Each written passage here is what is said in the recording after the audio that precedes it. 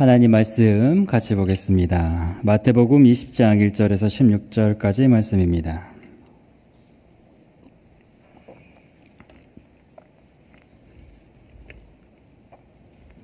마태복음 20장 1절에서 16절까지 말씀.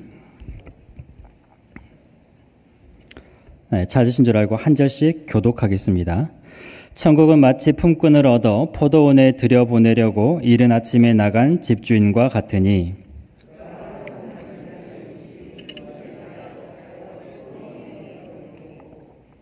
또 제3시에 나가보니 장터에 놀고 서 있는 사람들이 또 있는지라.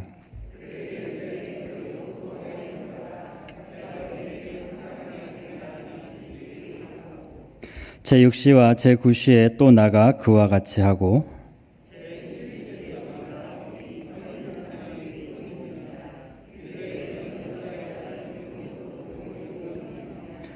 이르되 우리를 품꾼으로 쓰는 이가 없음이니이다. 이르되 너희도 포도원에 들어가라 하니라.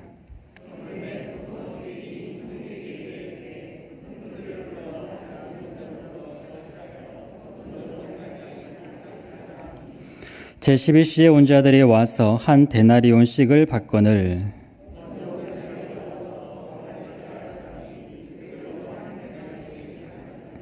받은 후 집주인을 원망하여 이르되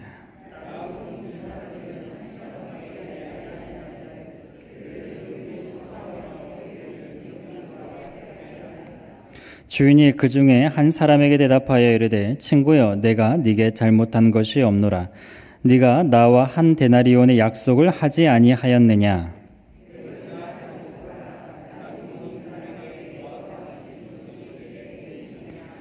내 것을 가지고 내 뜻대로 할 것이 아니냐. 내가 선함으로 네가 악하게 보느냐. 이와 같이 나중된 자로서 먼저 되고 먼저 된 자로서 나중되리라. 아멘. 네. 우리 금요기도의 자리에 나오신 우리 여러분들을 축복하고 사랑합니다. 오늘 또 특별히 강상욱 집사님 인도해 주셔서 감사드립니다. 네. 왜 인도자가 바뀌었는고 하니 우리 백이찬 전사님 지금 휴가 가셨습니다. 네. 푹 쉬고 계셔가지고 대신 우리 강 집사님께서 찬양 인도해 주셨습니다. 감사합니다. 네, 오늘은 이제 목자 기도회로 모이는데요. 함께 말씀을 나눠보려고 합니다.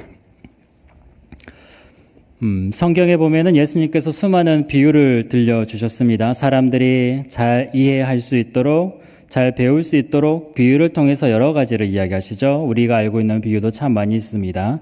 뭐 밭에 감추인 보아라던가, 뭐 겨자씨, 가라지 비유, 뭐 등등등 예수님께서는 여러 가지 비유를 말씀하셨어요.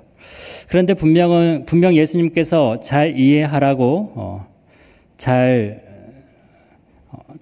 이해하라고, 잘 알아들으라고 비유에 대해서 비유로 이렇게 쉽게 이야기를 하시는데 사실 성경을 읽다 보면 잘 이해가 되지 않는 비유도 꽤나 많습니다. 특별히 오늘 본문이 더 그래요.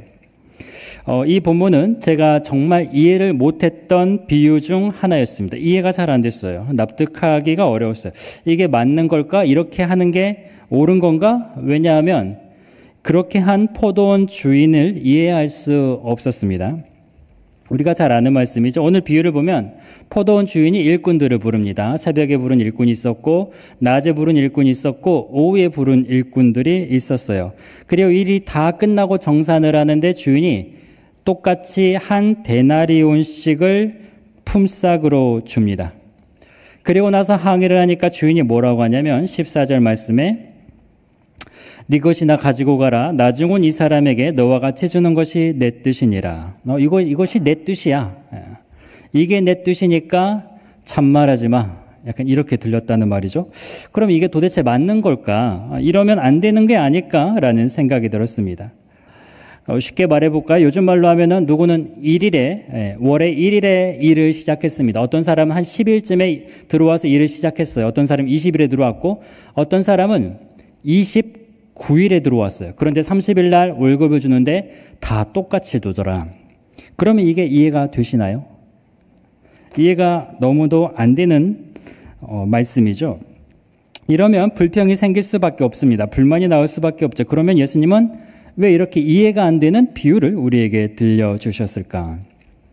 그런데 여기서 우리가 한 가지 잘 짚고 넘어가야 하는 게 있는데 예수님은 왜 이 비유를 말씀하셨는가? 이 비유를 통해서 무엇에 대해서 말씀하려고 하셨을까입니다. 1절 말씀을 이렇게 예수님이 시작하세요. 함께 읽어보겠습니다. 천국은 마치 품꾼을 얻어 포도원에 들여보내려고 이른 아침에 나간 집 주인과 같으니. 지금 예수님께서 이 비유를 이야기하실 때 어디에 중점을 두고 계시냐면 아침에 나간 집 주인과 같으니, 주인에 대해서 말씀을 하고 싶다는 거예요. 예수님은 지금 이 비유를 통해서 제자들에게 하고 싶은 거는 품꾼들이 아니라 주인에 대해서 말씀하고 싶다는 거예요. 돈 계산이 아니라 어떻게 해야 합당하게 계산이 되고 어떻게 해야 공평하게 이 품삯을 받을 수 있는가, 그게 아니고 누가 이득이고 누가 손해인가 그 말씀을 하고 싶은 게 아니라 주인에 대해서 말씀하고 싶다는 말입니다. 그런데 우리는 자꾸 이 본문을 어떻게 읽냐면 계산으로 읽어요. 왜 그럴까요? 계산이 익숙하니까요. 돈이 익숙하니까. 우리가 이 자본주의, 이 경제주의를 살아가는데 거기에 익숙하기 때문에, 우리가 재물의 어떤 관점을 갖고 있기 때문에 평소에도 이득과 손해를 따지기 때문에 그렇게 읽힌다는 말입니다. 그러니까 그 관점을, 그 시선을, 그 마음을 갖고 있으니 성경을 읽을 때도 그렇게 읽히더라. 누가 이득인지, 누가 손해인지, 누가 더 돈을 번 건지, 누가 더 안 된 건지, 이런 것을 생각하더라는 말이에요. 이런 시선으로 성경을 읽는다는 말이죠. 이 비유를 보기 전에 바로 앞에 예수님께서 마태복음 19장에서 이렇게 말씀하셨습니다. 예수께서 제자들에게 이르시되 내가 진실로 너희에게 이르노니 부자는 천국에 들어가기가 어려우니라. 다시 너희에게 말하노니 낙타가 바늘귀로 들어가는 것이 부자가 하나님의 나라에 들어가는 것보다 쉬우니라 하시니. 부자가 천국에 들어가기가 얼마나 어려운지 낙타가 바늘귀에 들어가는 것과 같다 라는 말씀을 먼저 하셨어요. 그렇다면 이 말씀은 무슨 뜻인가요? 부자는, 재벌은 천국에 들어가지 못한다는 말씀인가요? 가난한 사람은 쉽게 천국에 들어갈 수 있다는 의미인가요? 아니겠죠. 이 말씀은 돈이 주인인 사람, 돈의 지배를 받는 사람, 돈이 전부인 사람, 돈에 끌려다니는 사람, 돈에 대한 마음이 가득한 사람, 그리고 그 돈으로 세상을 바라보고 돈으로 사람을 평가하는 그런 사람, 하나님의 마음과 하나님의 시선이 아니라 돈의 시선으로 세상을 바라보는, 돈을 마음에 품고 있는 사람은 천국에 들어가지 못한다는 말씀인 거예요. 그러니까 우리가 이 비유를 읽을 때 중요한 메시지는 품꾼들의 돈 계산이 아니에요. 이득과 손해가 아니고 주인의 마음이라는 말입니다. 주인, 하나님의 마음, 하나님의 시선. 그렇게 우리가 거기에 중점을 두고 읽어야 이 비유를 더 가까이 이해할 수 있습니다. 한번 살펴보도록 하겠습니다. 1절, 2절 말씀입니다. 함께 읽어보겠습니다. 천국은 마치 품꾼을 얻어 포도원에 들여보내려고 이른 아침에 나간 집주인과 같으니 그가 하루 한 데나리온씩 품꾼들과 약속하여 포도원에 들여보내고. 포도원 주인이 이른 아침에 이 장터에 나갔어요. 일할 사람들을 구하기 위해서 인력시장으로 나갔습니다. 유대인들이 일하는 시간은 새벽 6시부터 낮 6시까지입니다. 지금 주인이 이른 아침에 나갔다고 했는데 이른 아침이라는 건 새벽 6시를 가리키는 말입니다. 주인은 6시부터 자기 포도원에서 일을 시작할 수 있는 일꾼을 어렵지 않게 구할 수 있었습니다. 그리고 주인은 그 일꾼에게 오늘 하루 일을 한다면 내가 1데나리온을 주겠다라고 약속을 하는 거죠. 적당한 품삯이었습니다. 당시 하루 품삯이 1데나리온이었거든요. 네, 일꾼들은 그 하루 품삯으로 다음날 가족들을 먹여 살렸습니다. 이 아침에 이 새벽에 포도원에 일하러 들어가게 된 이 품꾼들의 마음은 어떨까요? 네. 주인에게 감사한 마음이 들었겠죠. 가서 일을 할 수 있으니까요. 여기까지는 아무런 문제가 없어 보여요. 그런데 이상하게도 주인은 오전 9시에도 장터에 나갑니다.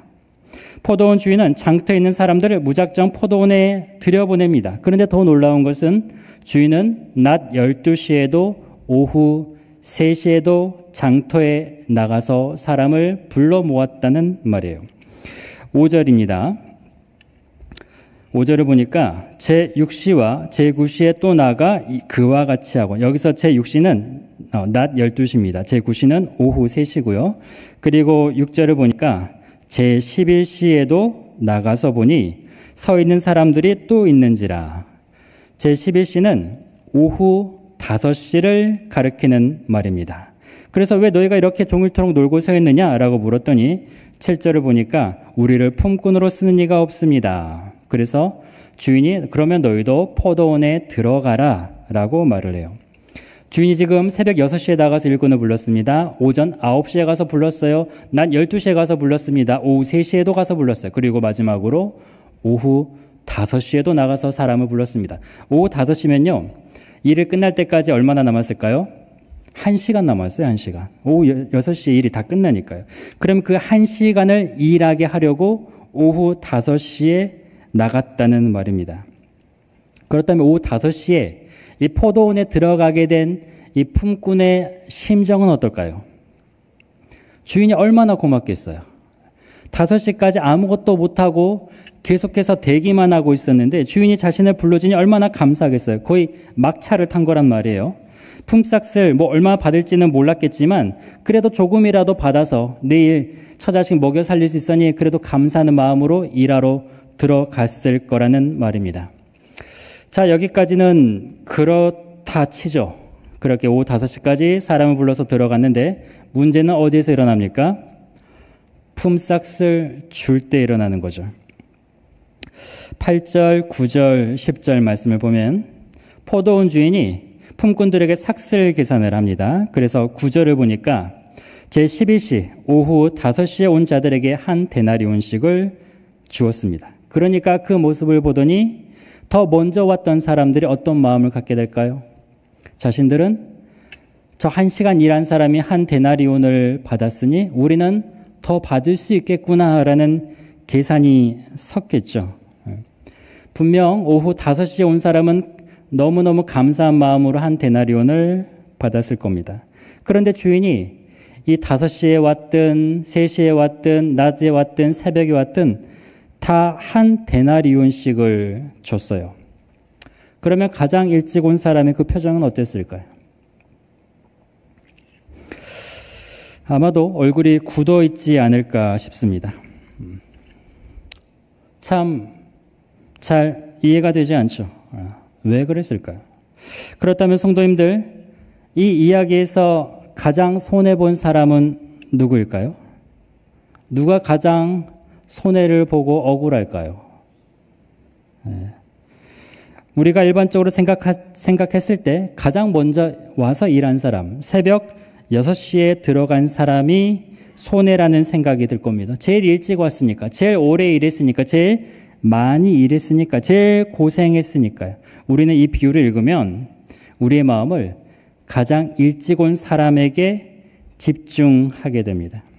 우리가 생각할 땐 제일 먼저 온 이 일꾼이 가장 손해를 본 것 같아요. 그런데 제가 처음에 말씀드린 대로 이 비유는 품꾼의 관점이 아니라, 일꾼의 관점이 아니라 주인의 관점으로 읽어야 되는 거예요. 돈의 관점이 아니라 주인의 관점으로, 하나님의 관점으로 읽어야 된다는 말이에요. 주인의 눈으로 보면 전혀 다른 그림이 보여요. 사실 생각해보면 가장 많이 손해를 본 사람은 주인입니다. 세상에 어떤 포도원 주인이 품삯을 그런 식으로 계산을 하겠어요? 1시간 일한 사람을 왜 하루 일당을 주겠습니까? 그렇지 않죠. 더 말이 안 되는 건요, 주인이 매번 나가서 일꾼을 구해왔다는 사실이에요. 새벽 6시에도 나가서 데려오고 오전 9시, 낮 12시, 오후 3시, 심지어 오후 5시까지 굳이 시간마다 나가서 일꾼을 데려왔습니다. 분명 일꾼들은 꽉 찼을 텐데도 불구하고 말이죠. 그렇게 나가서 사람을 구하는 수고도 하고 일을 시켜주고 품삯도 다 챙겨주니 가장 희생한 건 주인이었습니다. 그렇다면 주인이 왜 그렇게 매번 나갔을까요? 왜 이렇게 매번 나가서 일꾼을 데려왔을까? 당시 포도원은 몇 그루, 수십 그루 그런 포도를 키우는, 포도를 경작하는 그런 수준이 아니었습니다. 수백, 수천 그루를 경작하는 대농장이었어요. 그러니까 포도원을 가지고 있다는, 소유하고 있다는 사실은 굉장한 부호라는 말입니다. 그리고 그 마을에 그 정도나 되는 포도원을 가진 사람이 거의 손에 꼽았어요. 그래서 자기 소유의 땅을 갖지 못한 사람들은 하루하루 벌어서 먹고 살아야 하는 사람은 반드시 이 포도원에 들어가야만 했습니다. 그래야 품삯을 받아서 가족들을 다음날 먹여 살릴 수 있다는 거예요. 주인이 자신을 불러주는 것 자체가 이미 생명줄이었어요. 일꾼들은 주인이 자신을 불러주기만을 애타게 기다릴 수밖에 없습니다. 왜냐하면 돈을 벌어야 하니까요. 가정을 꾸려야 하니까요. 그래서 주인이 자신을 불러주셨다는 것, 그것 자체가 이미 이 일꾼에게는 은혜와 다름없었어요. 그런데 일꾼들이 주인이 베풀어주는 그 은혜를 받으면서 품삯을 놓고 자기들끼리 서로 비교하면서 내가 많네, 내가 적네, 티격태격 하더라는 거예요. 자기가 일한 것만 생각하더라는 거예요. 자기가 수고한 것만 생각하더라는 거예요.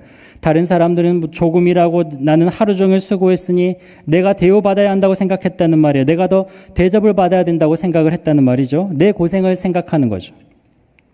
내 고생을 생각하니까 오히려 자신을 불러준 그 주인이 원망스럽다는 거예요. 왜 더 안 주냐고 따졌다는 말이죠. 성도님들, 그런데 주인은 잘못한 게 없어요.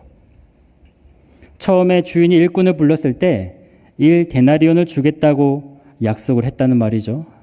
주인은 약속을 지켰어요.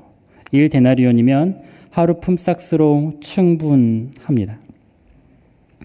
성도님들, 주인은 새벽에도 일꾼을 부르고 낮에도 일꾼을 부르고 오후에도 일꾼을 부릅니다. 일꾼이 먹고 살 수 있도록 은혜를 주기를 원했던 거죠. 그 가정을 책임질 수 있도록, 먹여 살릴 수 있도록 하기를 원했다는 말이죠. 그런 것처럼 하나님은 우리에게 은혜를 주기를 원하십니다. 은혜에 참여하기를 원하세요. 은혜 안으로 불러들이십니다. 하나님은 우리의 삶을 책임지시기를 원하십니다. 그래서 하나님께서는 계속해서 찾아가시는 거예요. 주인이 시간마다 일꾼을 불러들이는 것처럼 하나님은 자신의 은혜를 받을 자를 계속해서 나아가서 찾고 계십니다. 불러들이십니다. 그렇게 쉬지 않고 우리를 찾고 부르시며 은혜의 사역 안으로 들어오게 하신다는 말이죠. 그게 하나님의 마음이에요. 그런데 우리는 그런 하나님의 마음을 잘 알지를 못해요. 은혜를 주시는 하나님의 마음을 알려고 하지 않죠. 무엇을 생각해요? 내가 한 것만 생각하죠. 내가 더 고생했지, 내가 더 수고했지, 내가 더 많이 했지, 내가 더 오래 했지, 내가 더 일찍 시작했지. 그랬으니 내가 대접을 받아야지. 그랬으니 나를 더 챙겨줘야지. 그랬으니 내가 더 높은 자리에 있어야지. 그랬으니 나를 더 대우해줘야지. 근데 성도님들, 새벽 6시에 들어왔건 낮 12시에 왔건 오후에 왔건 이 품꾼들이 포도원에 들어갈 수 있었던 건 주인이 불렀기 때문입니다.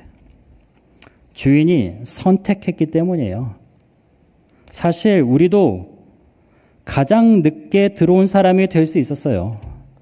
하루 종일 걱정과 두려움에 떨다가 그렇게 괴로워하면서 기다리다가 마지막에 부름받고 겨우 포도원에 들어가는 그 일꾼이 내가 될 수도 있었다는 말입니다. 성도님들, 하나님께서 불러주셨으니 우리가 저 천국에 들어가는 겁니다. 하나님을 위해서 일을 할 수 있게 되는 거예요. 하나님의 일에 참여할 수 있게 되는 거예요. 내가 잘해서가 아니고, 내가 뛰어나서가 아니고, 내가 훌륭해서가 아니고, 하나님이 불러주신 게 은혜라는 겁니다. 먼저 불러주신 게 은혜였다는 말이에요. 먼저 은혜를 주셨으니 우리가 천국의 은혜를 더 누릴 수 있었던 거예요. 포도원에 들어간 것 자체가 이미 감사한 것이고 주인과 함께하는 이 시간이 은혜라고 여긴다면 주인이 먼저 불러주고 주인과 먼저 함께한 이 시간이 특권이 되는 겁니다. 제가 예수님을 믿은 건 청년 때였습니다. 군대도 다 다녀오고 대학 다 졸업하고 나서 예수님을 믿었어요. 20대 후반 거의 30 다 돼서 예수님을 믿었는데 예수님을 믿으니까 은혜를 받으니까 세상이 너무 달라 보였어요. 나 같은 주인을 불러주신 그 하나님의 은혜, 예수님의 사랑이 얼마나 감사하던지 날마다 하나님께 감사하며 찬양드리며 하나님 앞에 저의 그 신앙을 고백했습니다. 그러면서 들었던 생각이 저보다 어린 친구, 그때 당시에 저보다 어린 청년들이 너무너무 부러웠어요. 이 대학생활 하면서 신앙생활하고 함께 예배도 드리고 뭐 선교도 다녀오는 그 어린 친구들이 너무너무 부러웠어요. 그러면서 제가 그동안 살아왔던 예수님을 모른 채 세상 속에서 살았던 그 시간이 너무너무 후회스럽고 너무너무 아까운 거예요. 왜 그렇게 살았을까? 진작 예수님을 더 빨리 믿었더라면 하나님의 그 은혜를 더 누리면서 살았을 텐데, 하나님의 일을 더 열심히 했을 텐데, 그때의 마음은 마치 오후 5시에 포도원에 들어온 일꾼과 같은 마음이었습니다. 지금 불러주셔서 너무너무 하나님 감사합니다. 나 같은 자를 구원해 주신 은혜 너무너무 감사합니다. 그런데 시간이 흘러서 신학을 하고 사역을 합니다. 교회에서 또 사역을 하고. 근데 제가 전도사 때부터 굉장히 사역의 양이 좀 많았습니다. 거의 다른 분들에 비교하면 거의 한 2인분을 했었어요. 뭐 주일이면은 구두의 굽이 떨어져 나갈 정도로 오르락내리락 하면서 뛰어다녔습니다. 그렇게 일을 참 많이 하고 사역하고 열심히 했는데, 그런데 그때 처음에는 은혜로 사역을 시작했는데 그게 점점 마음이 어려워지더라고요. 힘들어져요. 분명 다른 또 저의 그 동기 전도사님들 이야기를 들어보면은 내가 왜 이렇게 많이 하고 있을까라는 생각까지 들었습니다.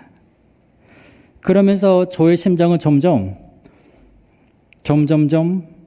앞으로 가기 시작했어요. 오후 5시에 들어온 일꾼이었다가 3시로 갔다가 12시로 갔다가 나중에는 새벽 6시, 아니 새벽 5시로 넘어가더라고요. 왜 내가 이렇게 많이 해야 되지? 왜 내 수고를 아무도 몰라주지? 내가 이렇게 지금 열심히 사역을 하고 있는데, 이렇게 고생하는데 왜 나를 못 알아주시는 거지? 왜 나에게 대우를 안 해주시는 거지? 하나님은 그렇게 내가 열심히 하는데 왜 은혜를 더 베풀어 주시지 않지? 뭐 다른 이 전도사님들은 그렇게 많이 안 하는 것처럼 보여도 하나님의 은혜는 참 많이 누리고 있는 것처럼 보여서 제 마음이, 그걸 비교하니까 마음이 힘들어지더라고요. 그런 대접을 못 받으니까 속상하고 서운하고 뭐 마음에 불만도 생기고 불편하기도 했습니다. 그런 마음이 있으니까, 그런 마음이 저에 가득 차니까 제가 성경을 읽으면서 제일 싫어했던 말씀이 어떤 건지 아세요? 오늘 말씀이었어요. 너무너무 싫었어요. 어떻게 이럴 수가 있지? 어떻게 다 똑같이 포도원 이 품꾼들에게 한 데나리오씩만 주는 거지? 아니 더 대우를 해줘야지. 더 일찍 왔는데, 더 고생했는데, 더 많이 일했는데 더 챙겨줘야지. 그 생각을 하니까 사역도 기쁘지가 않아요. 성도님들, 우리가 이 포도원 품꾼 비유를 읽다 보면 예수님께서 가르쳐 주신 또 다른 비유가 하나 생각이 납니다. 마치 집을 떠나서 고생하고 돌아온 그 잃어버린 탕자가 돌아오자 아버지가 잔치를 베풀어요. 그런데 그 잔치가 못마땅했던 사람이 있었죠. 첫째 아들이에요. 첫째 아들은 자신이 아버지 앞에서 얼마나 수고를 했는지, 얼마나 고생을 했는지, 얼마나 일을 많이 했는지를 강력하게 주장을 합니다. 사실 아버지의 집에 살고 있는 것 자체가 이미 은혜였는데, 아버지와 함께하고 있는 것 자체가 이미 누리고 있는 것이었는데, 형은 동생이 은혜 받는 것을 못마땅해 했습니다. 성도님들은 어떠신가요? 성도님들은 혹시 첫째 아들과 같은 마음이 있지는 않으십니까? 혹시 이 품꾼과 같은 마음이 있지 않으신가요? 성도님들은 메시에 들어간 일꾼의 마음을 갖고 계십니까? 성도님들, 포도원에 들어가 있다는 것 자체가 은혜였습니다. 아버지의 집에 머물고 있다는 것 자체가 은혜였다는 말이에요. 내가 비교하고 따지고 계산하니까 내가 이득이 되나 내가 손해가 되나 그 생각을 하고 있으니 거기에 사로잡히면 은혜가 사라져요. 감사를 잃어버리죠. 우리가 그런 관점으로 본다면, 우리가 돈의 관점으로 본다면, 경제적인 관점으로 본다면 분명 더 오래 일한 사람, 더 많이 일한 사람, 더 힘들게 일한 사람이 더 많은 것을 받는 게 마땅합니다. 그런데 우리가 은혜의 관점으로 본다면, 주인의 마음으로 본다면 이 사람들은요, 다 은혜 받은 사람들이에요.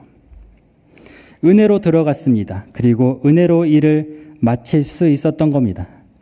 계산을 넘어서는 주인의 은혜가 있었기 때문에, 손해를 넘어서는 주인의 은혜가 있었기 때문이라는 겁니다.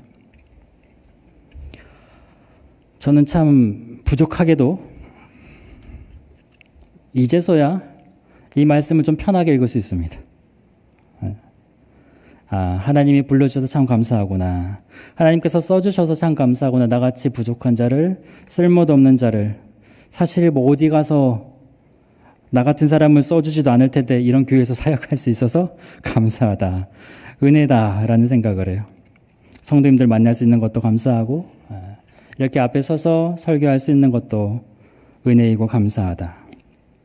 성도님들, 내 수고와 내 고생, 내 생각, 내 의에 빠져 있지 않고 주님을 바라보면, 주님의 은혜를 바라보면 감사가 회복이 됩니다. 주님을 붙잡으면 기쁨이 회복됩니다. 주님의 마음을 알면 우리의 심령이 다시 살아나는 거예요. 성도님들, 불러주신 것도 은혜고 섬기는 것도 은혜고 모든 것이 은혜입니다. 하나님의 은혜로 자격 없는 우리가 하나님과 함께 할 수 있게 되었다는 말입니다. 하나님의 일도 할 수 있게 되는 거죠. 하나님이 먼저 불러준 그 은혜, 하나님은 그 은혜를 알기를 원하시는 거예요. 그 은혜를 회복하기를 바라시는 거예요. 그 은혜를 다시 되찾기를 원하십니다. 이 자리에 계신 우리 목자님들, 리더님들, 지금 그 자리에 있다는 것, 하나님께서 먼저 부르셨다는 걸 말합니다. 하나님이 여러분을 선택하신 이유는 여러분이 잘해서가 아니에요. 여러분이 뛰어나서가 아닙니다. 하나님께서 먼저 은혜를 주셔서입니다. 하나님이 먼저 사랑해 주셨기 때문입니다. 하나님은 여러분의 그 자리가 고생의 자리가 아니라 은혜의 자리가 되기를 바라고 계십니다. 사랑하는 우리 목자님들, 우리 함께 오늘 포도원 주인의 비유를 나누었습니다. 아침 일찍 부름받은 일꾼도 있고 해질 무렵 부름받은 일꾼도 있습니다. 그러나 주인은 그 모두에게 동일하게 한 데나리온을 주었습니다. 한 데나리온, 살아갈 수 있는 은혜를 준 겁니다. 먼저 온 사람은 먼저 그 은혜를 받은 자예요. 여러분이 감당하시는 그 자리, 목자의 자리, 리더의 자리, 사역의 자리, 주님께서는 은혜의 자리가 되기를 원하십니다. 우리가 선택해서 얻은 자리가 아닌 주님께서 불러서 세운 자리입니다. 그런데 때론 우리는 연약해서 그런 생각을 하죠. 나는 이렇게 많이 했는데, 이렇게 오래 했는데, 이렇게 열심히 했는데 왜 나는 알아주지도 않고 왜 나는 대우해주지도 않지? 성도님들, 서로 비교를 하면, 이득과 손해를 따지면, 계산하면 우리는 내게 주신 그 은혜마저 잊어버리게 됩니다. 섬김이 은혜가 아니라 짐이 되어버린다는 겁니다. 주님께서 말씀하시는 거죠. 내가 먼저 너를 부른 것, 내가 먼저 너를 세운 것, 내가 먼저 너에게 은혜를 주었다는 뜻이다. 그리고 네가 그때부터 지금까지 함께 있었다는 것이 너에게 준 큰 상급이다. 오래 섬기신 분들이라면 오랫동안 주님의 마음을 경험하신 겁니다. 오랫동안 주님의 마음을 배우신 겁니다.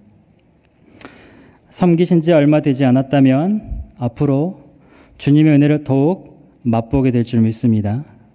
우리가 서 있는 이 모든 자리가 은혜의 자리입니다.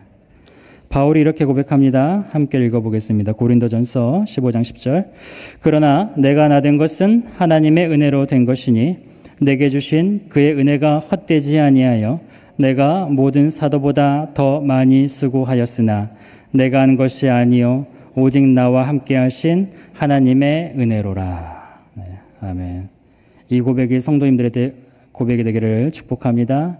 여기 계신 목자님들, 리더님들의 고백이 되기를 소망합니다. 내가 나된 것은 하나님의 은혜다. 내가 많은 자보다 더 수고했지만 그것이 결국은 하나님의 은혜였다. 성도님들, 비교하기보다 낙심하기보다 주님의 마음을 품으시기를 소망합니다. 은혜로 시작하셨으니 은혜로 끝내시기를 축복합니다. 여러분의 수고 주님이 다 알고 계십니다. 그 주인의 마음을 알고 오늘도 그 부르심에 기쁨으로 응답하시는 진짜 목자, 진짜 리더가 되시기를 축복합니다. 한번 따라서 고백해 볼까요?